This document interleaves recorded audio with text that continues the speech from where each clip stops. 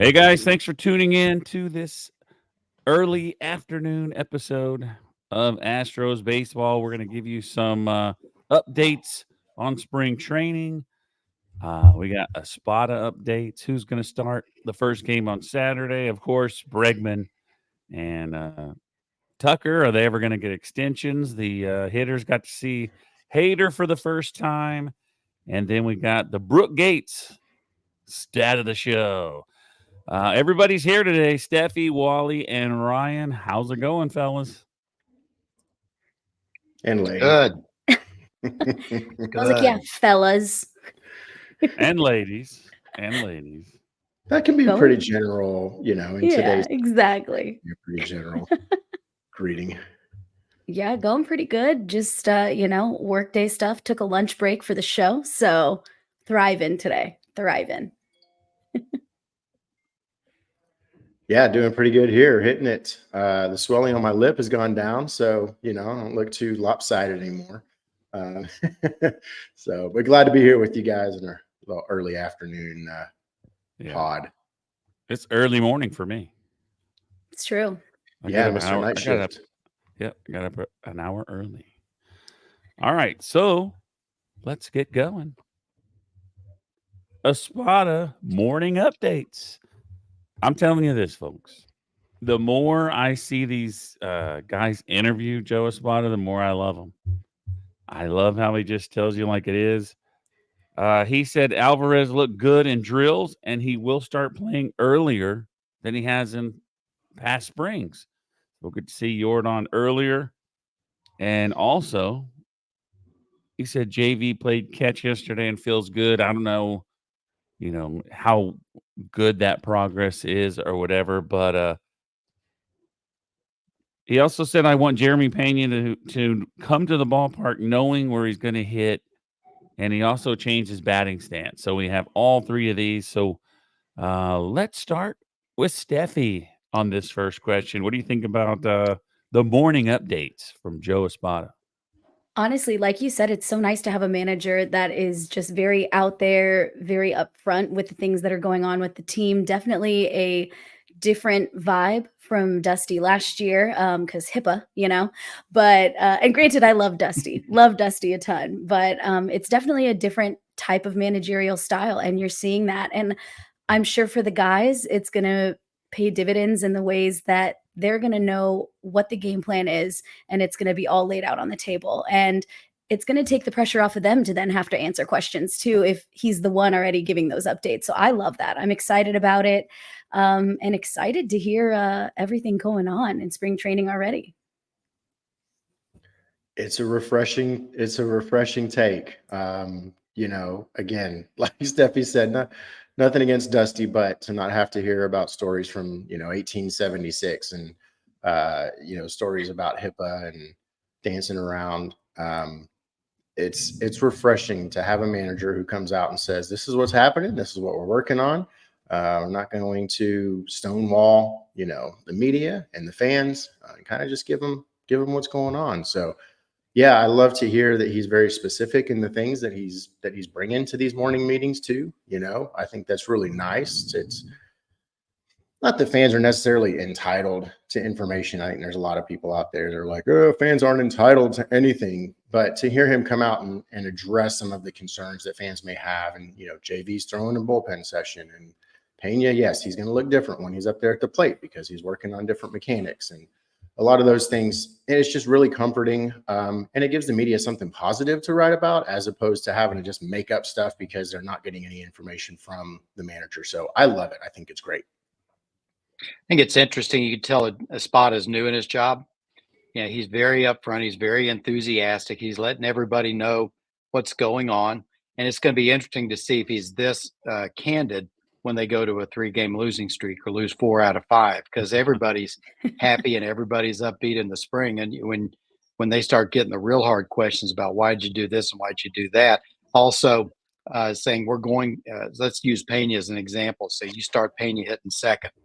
Well, all of a sudden you come out Pena's hitting 7th because he's at a 2 for 17. Well, that question should answer itself, but he's got to be careful that he doesn't get himself talking against what he said earlier. It's hard to do. There's a good reason he's doing it and we're not, and we're just talking about it. So the thing that I take out of this is because in the next one he also says something else similar to this, but I like how what I had read when he first got hired is that he wants everybody to know their role. He wants everyone to know you're my starting center fielder, you're this, you're my closer. Because he did the closer thing, I think, faster than any of us expected. He did that right away. And the thing with Jeremy Pena is, and Wally touched on it a bit, is the guy was hitting all over the place. So I think if he knows, like, I'm going to hit in the 7 hole every game, or I'm going to hit in the 8 hole, like, he knows where he's going to be. He doesn't come to the game one day and he's hitting second, and then the next day he's hitting 9th, and then he's hitting 7th. I think for the players, it's a good thing to know where you're at, know who's ahead of you, and who's behind you. But keep going. I guess this could have been in the same topic, but he named Ronel Blanco the starter on Saturday. But he also said his primary players are going to play from the get-go. So when you watch the first game Saturday, you don't even see these guys. But he said they're going to play right away. So if you tune in Saturday, you're going to see Jordan, you're going to see Tucker, Bregman, Altuve. You're going to see everybody. What do y'all think about that? Getting to see the good guys from the get-go, because he also said we need to get better. They need to be ready for the season, so they need to play. Ryan? Yeah, I think it speaks to the health of the team, honestly. And that's amazing to be able to say that you've heard Bregman, you've heard him say this about Jordan. All of the guys are coming to camp feeling great and ready to ball. And that's exciting to not have to think that, Altuve is going to be sitting out. And it's great. And it goes back to our conversation the other night that there's not a lot of questions about positions and a lot of questions about who's going to be, looked at for a potential spot on this roster. And so I think that it's super exciting to know that the Astros are locked in. They're set right now, and that these guys are coming into camp healthy and ready to roll. And, just start to get into that routine early. And going back to our conversation the other day about a good spring training leads to a good season. It's exciting to hear that these guys are healthy and ready to rock.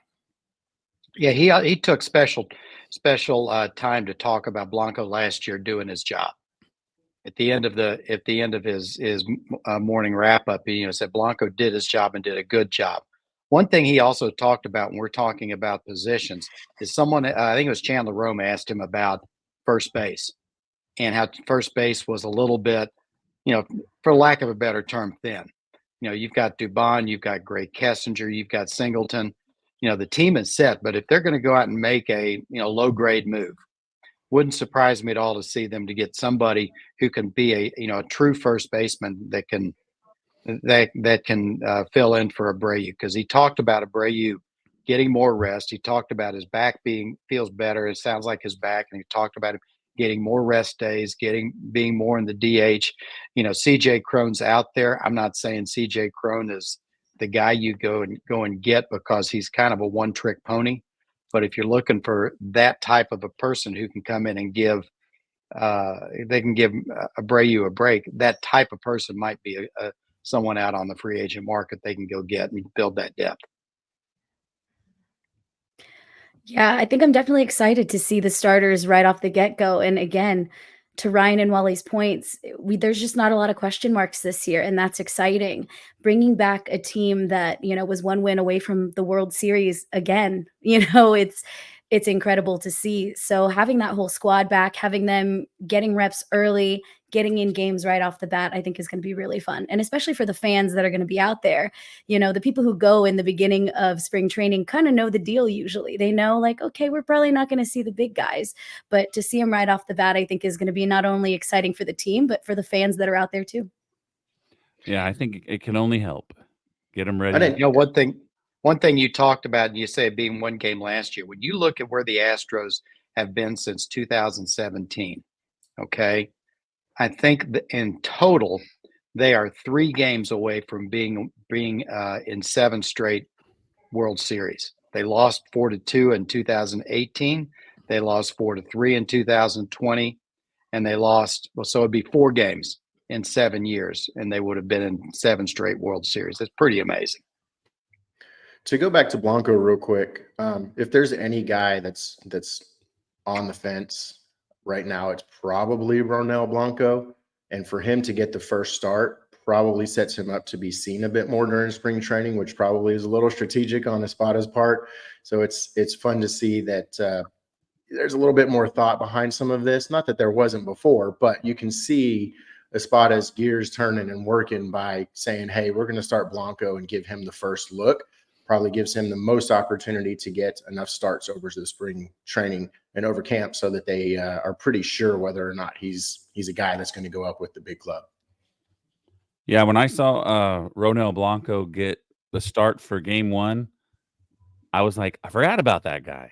Like, this is another guy that's in the Brandon Belak type, escalon of pitchers. And I hope I said that right. And and he's decent. When he got called up, he goes up and he does a good job. Then he goes back down. So I forgot about that guy. But anyway, next up, Alex Bregman extension talk. These guys, I guess they're going to ask him about this every time they interview him. But here's one thing I didn't expect him to say, though. He said, well, I do expect him to say this, but he said, I expect to have the best season. And I said this a while back ago that he's coming in. He's not hurt. He's in a contract year. I think Alex Bregman is going to be amazing this year. He just got to get over that one little hump of starting out slow. But I think he spoke about that. It's like, I always come in with some kind of injury. I'm recovering from a surgery or there's something going on. And then they asked him about a contract, and he said, I'll let the team and Scott do that. He's more focused on the season. And they asked him if he's got an offer, and he said, no, not yet. He's, what do you think about that, Wally? It is what you expect him to say. I hope he doesn't press because he's so intense. The last 2 years, when you get to June, he's been, low 200s, 195 at one time last year. I expect him to have a good year. He's going to give it all. There's not a whole lot that can be written that hadn't or said that hadn't been said already. It's they're going to get it done or they're not. He is the kind of player that I think that they can negotiate during the season. It's not going to keep him back because he's going to focus. What do you think, Ryan? Yeah, I think mentally, Bregman's probably in a good place. Being a Boris client is really interesting to me for a guy like Bregman, right? What I'd love to hear Bregman say is, I love Houston and I'd love to stay here and play. I would love to hear that. The fact that we haven't heard that tells me that he's got Boris over here saying, we can go get you the bag, really dude. Good point. We can go get you the bag. And for Bregman, that's frustrating for me because looking at what Boris did to Juan Soto probably cost Juan Soto hundreds of millions of dollars. I mean, he had Soto turn down $440 million contract because he thought that he could go out and get more. I don't think Soto's going to go out and get a $500 million contract. I just don't. I could be wrong, but it just concerns me for Bregman that he's got Boris doing this in his ear and might potentially cost him being here long-term for a good deal, for a good bag of money, and playing for this Astros team for a long time, which leads into some of the comments that Tucker said. I'd hate to say that I think Bregman's on his way out, but sometimes maybe the writing's on the wall, and as fans, we might just have to enjoy this last final season with Alex Bregman. I think kind of to your point, Ryan, he may have Boris in his ear, or it could even be one of those things where they don't want to put all their cards on the table. Maybe he does want to be here, and maybe they don't want to have him outwardly say that, because then they're going to try and get him for a hometown discount, So it could Very even true. be something like that where, you're kind of holding your cards close to the chest to make sure that you're going to get the best offer from the Astros that you can possibly get. But I think with Bregman, like you said, it seems like he's in a really great headspace. It seems like he's very focused. If he can get off hot, I could see him having a year like Carlos Correa did in his contract year, where, he's hitting on all cylinders and really just in it. And if we can get that, even if it does end up being his last year, I'm going to be pretty happy about it. You can't keep everybody. That's the unfortunate part of baseball. And we've kept a lot of them for quite some time already. So we've been lucky in having that core for as long as we have. So, some people are going to go. And I think because I worked on the business side of it, I am a little less almost emotional about it than I used to be. I used to be, oh man, the day Hunter Pence left, tears. You couldn't tell me anything that day because I was not I well. was at that game. I was at that game. That was tough. Oh man. But yeah, so I think after being on the business side of it, I've kind of learned, you can't keep them all. You keep as many as you can, and you hope that whoever comes in to take their place is going to supplement it well. One thing interesting is, Boris, for the first time, it looks like he might be holding the bag on 4 guys. And he's played chicken with the teams. And he's done this long enough that I'm not sure it would be a big factor. But with Boris holding the bag on 4 guys, he doesn't want to be holding the bag on too many of these guys. And who knows what that does to affect the Bregman negotiations. If he can get a big deal out there and the money's right, maybe he just wants to get that thing tied up. I think the And positive thing about Bregman's got to say he wants to be here, like Altuve did. I think the positive thing to take out of what he said is usually these guys that are in contract years, they're like, get it done in spring training because I'm not going to negotiate. He just said, we're going to let them take care of it. I'm going to focus on the season. He didn't point. flat out say like, I'm not going to do it. They need to do it now, or I'm not going to, Exactly. he wasn't like that. So I think that's actually like a positive. But there's also the Kyle Tucker story and Alex Bregman. They ask them both the same questions. So I can't remember which one of them said, I love being here. I think it was actually Tucker, but we will get to that.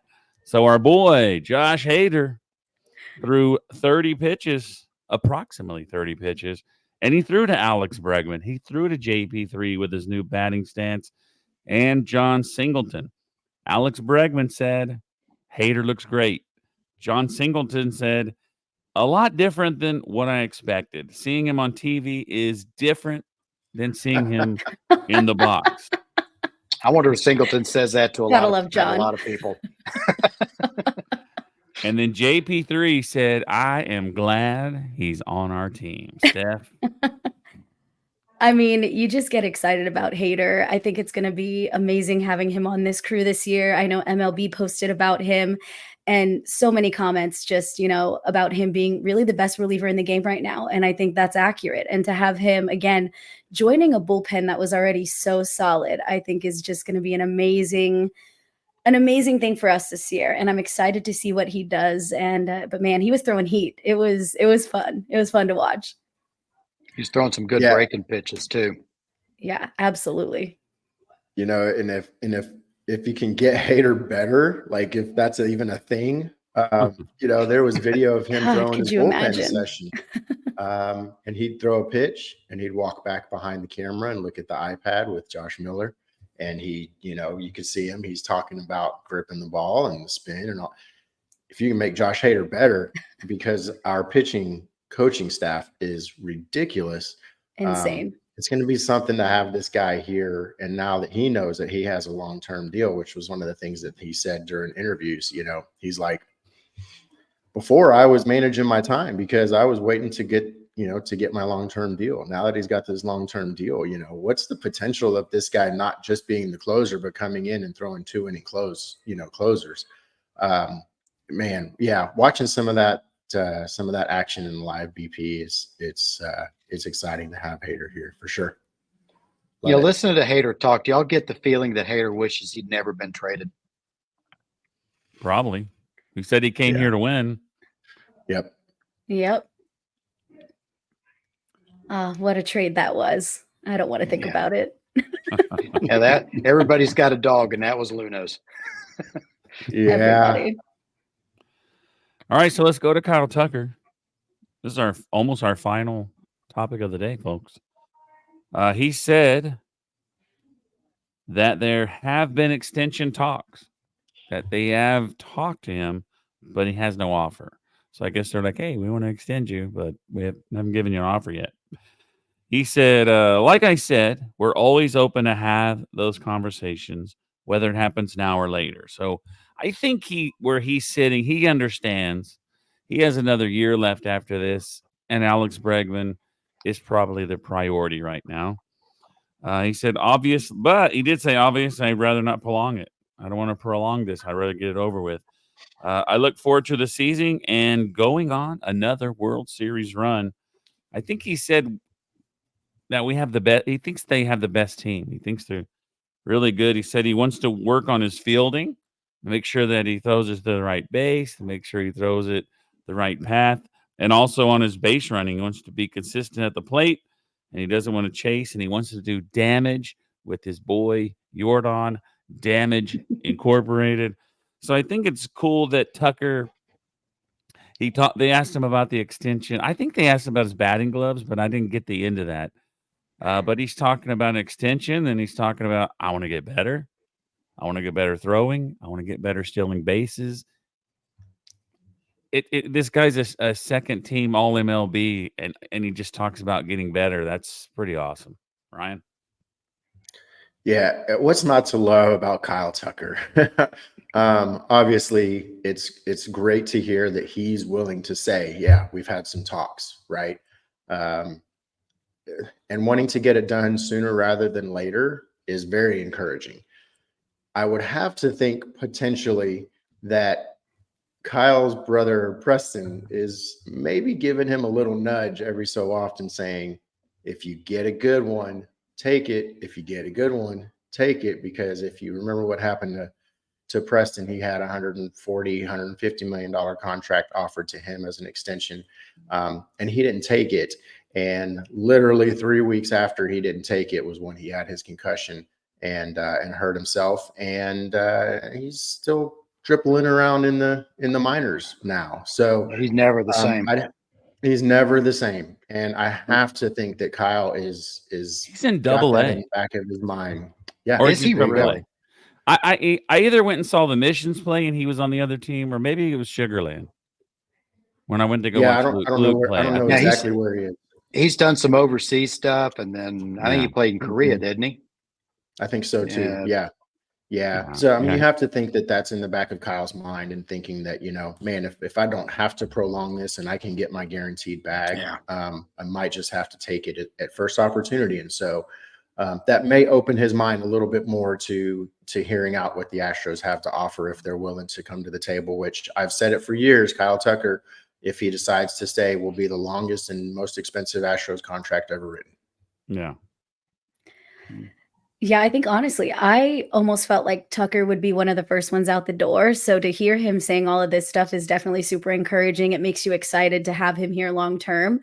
And like you said, maybe Preston's kind of giving him that advice and saying, "Hey, man, look, just if you want to stay here, if you want to win, like maybe this is the place to do it for the long haul." And I think again, you keep the core guys of Tucker, Bregman, Altuve, and if you can get Jordan to stay forever, I'm not going to be mad about those four being lifelong Astros. But yeah, definitely interesting. And it's also crazy to think that Preston is still, kind of dabbling in the minors when, he was up there when I was first starting, with the Astros in 2013. So he's still kicking. Love that for him. You remember that? You remember the home run that Preston hit against the Angels in the 8th inning to come when they had that big comeback when they were going on that first playoff season, and it was huge. One of the things, you hope Tucker, our family, has a saying is, "Don't get too cute." You see a number of football players to change sports who think they're about to get paid, and then they get that they get that one knee injury and they're done. Both Bregman and Tucker are saying just exactly what you would expect them to say. They're being positive. They're not saying too much, but they're not saying too little. It's clear they want to be here, but they don't want to give anything away on the negotiating table. Yeah. You know what for you got to me, think about too. No, I'm sorry. Just one last thing. The Armageddon of 2026 is coming on these guys.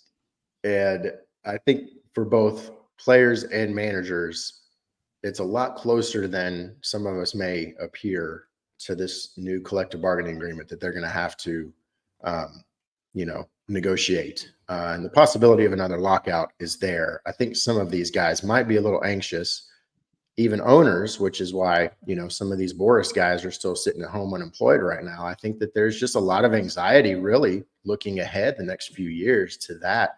And it might be playing in the minds of some of these players and their agents as to, what they might decide to say yes to rather than gambling and trying to do something different that may not necessarily have been the case if this CBA wasn't coming up. my thoughts on Kyle And Tucker staying here. If I was him, of course you want to get paid, but why wouldn't I would think that he wants to stay here. I would think Alex Bregman wants to stay here. I think they would like to get the money they feel like they deserve, but they want to get it here. You've been to 7 straight ALCSs. You got Jordan, you got Altuve, you got JV. I mean, why would you want to leave? I think that they're going to try to get their money here. I do. But you look at our team, we have superstars everywhere. We had Correa, we had Springer, they're all gone. And we have Jordan. Okay, you have Altuve, you have Jordan, you have JV, you have all these people making, $24 to $30 million. Everybody can't make that much. They can, and I've said this before, they can, but you can't have a whole team that makes that much because then Pena's going to come up. All these other people are going to come up. Not come up, but, get out of arbitration. And you just can't pay everybody. That's just the way it is. When you develop players and you have a great squad, they just can't stay together forever. And that's just the way it goes. I have to the wonder differential on what teams Crane- the differential in what teams are paying players now very much could lead to the owners wanting a hard salary cap, because one of the things that's been so good about the teams adhering to some sort of a soft cap is they haven't had a repeat winner since the Yankees back in 2000, 2001. And if you've got the Dodgers spending $1 billion on players in a weekend, you can only have a good enough system and develop players well enough and to be competitive, but you can't win. And that's what everybody wants to do. Tampa Bay actually has a chance to win now, and if they don't have a chance to win, that's not good for the game. Yeah, I have to think if and wonder if we're that 10 to 12 year mark with Crane when he started this whole thing with Lunau. Was this the long-term plan? Was, hey man, we're going to do what we can with all the development and staying below CBT and all of that stuff for that 10 years, and then I know I'm going to have to spend money, right? Because of the lack of development of the farm system, the cherry picking of certain players that can come out of the farm system and replace these guys. After a certain period of time, you kind of just run out of that if you focus on one particular style of development, right? And so I wonder if they're having conversations with both Breggy and Tucker, Crane might be willing to go ahead and spend money because he hasn't for a long time. And I'm just kind of wondering, like, was this his plan all along? Was I know I can get to about that 10 or 12 year mark before I really have to start dumping some money into this thing, just because of the pure fact of the way that we set this system up. This may be it. He may go after both of those guys, bring them in, and then, you have the opportunity to kind of not start over again, because if you're signing those guys to long-term deals, you're going to have a winning hand for a long time. But you bring in a guy like Dana, who's a farm system master, and you prepare yourself for 2030. If this plays out that way, it'll be freaking amazing. And it just goes to show that despite some of the crap that fans and people give Crane about being cheap or some of the decisions that he made and not getting along with Click, The guy's masterful, and he's done something here in Houston that has never been done before. And you could even say potentially that he's done something that's never been done in baseball, was to take this team from what it was to what it is now. So this is exciting. I love seeing the in and outs and the nuances of some of these moves. And let's go. Let's go. Yeah, I think Absolutely. when you get to a player reaching 35 years old, you're starting to get to that point where, statistically, even you're going to see guys fall off. So I don't see. He may go 5 years with Bregman to get him to 36. I don't see him going farther than that. I think he can eat 1 year of a bad contract, and Bregman's enough of a player he'll be able to spot him. But I was surprised as far as Crane and letting things go is that he let Luno let the farm system go and get rid of the scouts. That was a big surprise to me. And that's one thing we're kind of paying for now, not being able to develop a lot of players and have to pay guys like Bregman and to a lesser extent Tucker. Yep. Like the thing we lost Carlos Correa, all-star shortstop, great chemistry with the team, and then Pena came in and filled in perfectly. Maybe not as good as Carlos Correa, but it's not like Carlos Correa was hitting 300 every season. So he filled in just fine. So maybe there's an outfielder out there that can fill in for Tucker. He's not going to be, or could he be? Like Kyle Tucker was supposed to be good from day one. Like the expectations on this guy was always high. But I wanted to ask y'all something. If you saw this, did you see the interview? It just came to me right now. That interview with Anthony Rendon. I haven't seen the interview. I've seen enough about it. I've seen a little clip on it. Yes. And they asked him if baseball was his priority. He says, no. My family and this and that, and then baseball. And he's like, so it's not your priority. He's like, it's my job. So of course it's my job. Of course I'm going to do whatever. But I didn't take anything negative about that. I think,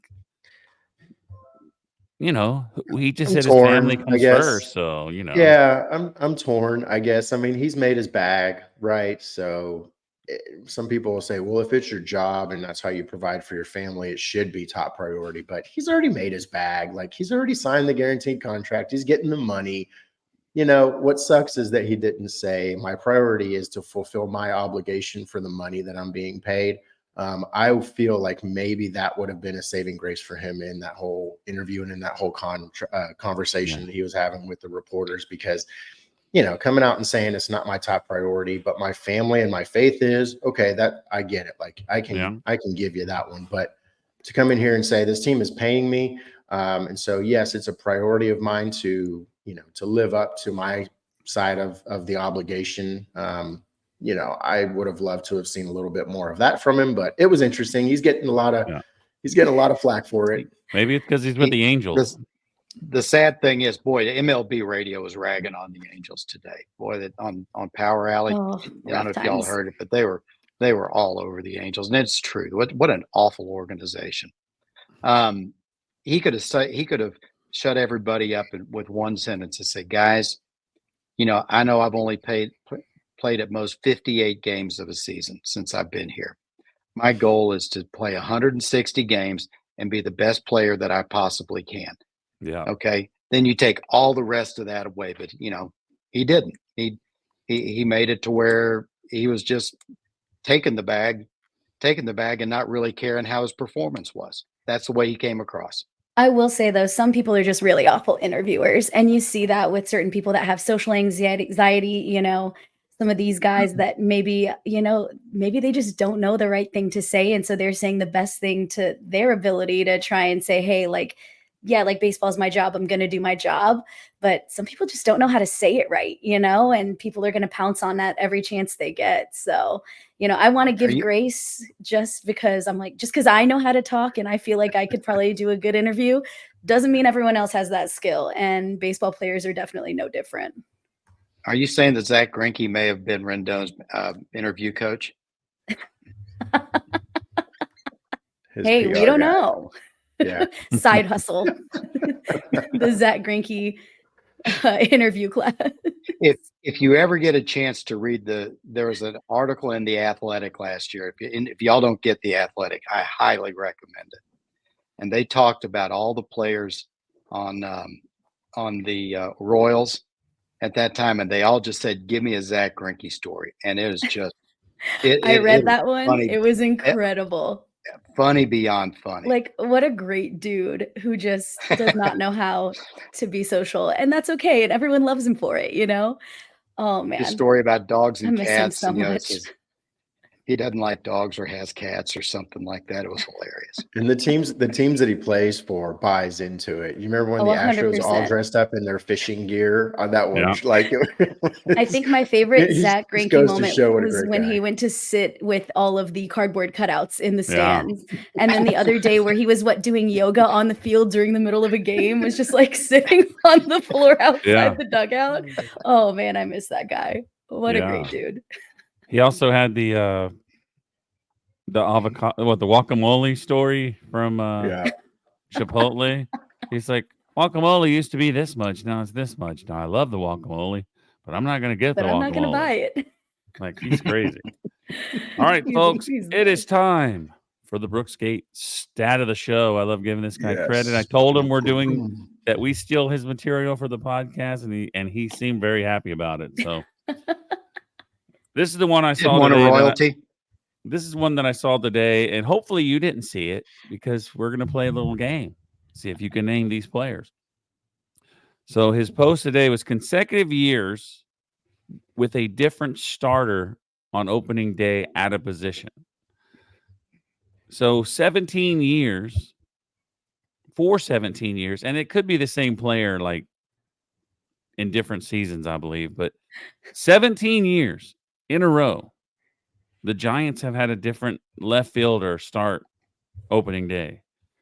Right fielder for the Guardians for 12 years. White Sox second baseman for 11 years. The White Sox 10 years, a DH left field for the Seattle Mariners 9 years, and then we get to the Astros 8 years in a row consecutively. Like the streak is still alive. Okay, so they have had 8 different people or 8 different starters each year. So let's start with Steffi. Can you name one of the DHs let me see, it's 1, 2, 3, 4, 5, 6, 7, 8, 9, 10. There's 12 years and it's 8 different guys. Can you name one? Was one of them LJ Hose? No. No. Damn. Really thought one of them was. I'll let Ryan go. Ryan? Ryan, you're up. Oh man. Let me think. You can't say Jordan. Can't He's say on there. Jordan. No. I Oh, almost yeah, said but- Jordan because that's an easy one, but I decided to try and Oh. challenge myself. Yeah. You done messed up. You were asleep when Wally sent that to the chat earlier. Wasn't it Yeah, Wally who sent it? apparently. Yeah. Who was it? Was it? Wally sent it to the Okay. chat. So What'd he let me send? see. The graphic that you're talking about. Yeah, I just saw it. I thought I sent it. Did you send it? Who sent that? Someone sent it. So y'all know the I answer? sent it out. I didn't know that was what he was going to do. Ah. Okay, so Michael Brantley came in as DH. He started, what was that? 21. 21 would have No, had to have been. 22. Yeah, last year was somebody different, and then Brantley was 22. Well, last year would have been Jordan. Last year was not Jordan. Last year was not Jordan. Last year Okay, was well, Diaz. I said Brantley. Oh, it was Yeah. Diaz? Diaz started the season at DH, huh? That's what it says. Okay. Interesting. So I'll just go ahead and tell you. Interesting. Yeah. Just You ever run the seen list. Seinfeld where he's 8. where he gets the movie phone number, and people ask him what's showing? He's like, "Why don't you just tell me what movie you want to watch?" So Diaz has to be Yiner Diaz last year, right? Mm-hmm. Michael Brantley the year before that, Alvarez the year before that, and then Diaz the year before that, but it has a little mark. So maybe that's the other Diaz. Aledmus. That's a lead miss, Aledmus probably. Diaz. Yeah, that must Diaz. Yep. Before that, Tyler White, We're going down Tyler a White. journey, folks. Oh, wow. Yeah. Okay. Before that, Evan Gaddis. The year before that, That's right. Carlos Beltran. Before that, Preston Tucker. And then Gaddis again. Carter. Chris Mhm. Carter. Was Chris that Carter. Carter. Yeah, Chris Carter. Chris yeah. Carter. And then Pena. Swing hard in case you hit it. That was Now, the Astros motto back then. I can't think of What? Pena's first name. That's the Joaquin Andujar school of It was hitting. the, it was Yes. the 2015 motto was, hey, let's just Here? see if we can get a home run. Do y'all know who the Pena is? That from the What year? That's I don't know the early year. 20. Let's see. No. I remember he's I think he's like on TV now. Oh, Carlos Pena. Carlos Carlos Pena. Carlos. Pena. Carlos Yeah. Pena. So he was like on the outs. Like his career was almost over and he wasn't very good. But so a lot of people started at DH. That's pretty crazy. 8 years and Wild. 8 years in a row. The Astros have had a different starter. And this year I Yeah. expect who do you expect it to be if Yiner starts in left field? If everybody You mean starts where they're you mean supposed to. Jordan? Jordan starts in left field. If Jordan starts in left field, if Yeah, Yiner who's starts in left field, you got to scoop. Did I say Yiner? He said Yiner. Oh, Jordan. It's okay. Oh, let's see. I mean, it would have to be Chaz. Yeah, I was thinking It Chaz. would have to Probably. be Chaz. Yeah. Who Yeah. else could it be? Singleton, I mean, maybe. you could, or That's a Caratini. thought. I think Caratini gets some DH opportunities. They like his contact bat, so I think that they're going to give him some DH opportunities through the season for sure. I still think, like we said earlier, is that there may be a minor deal out there for a first baseman type because, Singleton at the end of the last season, it's a good story to see him come back, but his numbers on their own don't say I'm guaranteed a spot on the big team. I could see them giving Caratini some reps at first base and going out and getting the left-handed outfielder. Yeah. Still. Dubon could start at DH. True. But then you won't have him to play for someone if something happens. So Yeah. Facts. all right, so it's time for final thoughts. Did I lose my? Did I drop them right there? All right, Steph. Do you have any final thoughts? Oh, final thoughts. I'm excited to get out. We are 2 weeks away from me being at spring training. So hyped to get to see the team in action. And yeah, I think just really excited about hearing, the Tucker excitement, Bregman feeling like he's ready to go and getting to see Josh Hader do his thing. So it's going to be a fun one. Hearing Jordan come in and say I'm ahead of schedule after a couple of years of him starting the season off either injured or limping has me pumped. And I can't wait to see this guy come out of the gate this year. And I'm going to call it now. Jordan 2024 AL MVP. I think this is a season that if he comes out of the gate as healthy as he's talking that he is, then we're going to see it. We're going to see a heck of a season out of Jordan. When you go into spring training, especially when you have a good team, the one thing you want to avoid is injuries. And the best thing that I've heard so far is, you've got a few nicks and knacks. I think they're making a lot more of this thing of JV and JP France than it needs to be. But so far in the first week, everybody seems to be healthy. Nobody has pulled muscles. You look at the Rangers, Josh Young's out for 3 weeks. It's no coincidence when Josh Young went out, the Rangers went in the tank. If they can just keep everybody healthy, develop them at the pace they want to get, it's going to be a good season. Also, real quick, speaking of JV, happy birthday to Justin Verlander. That's right. Happy 41. Did y'all hear Espada saying that Luke Berryhill sang a song and they asked him if Berryhill sung JV happy birthday and he said no.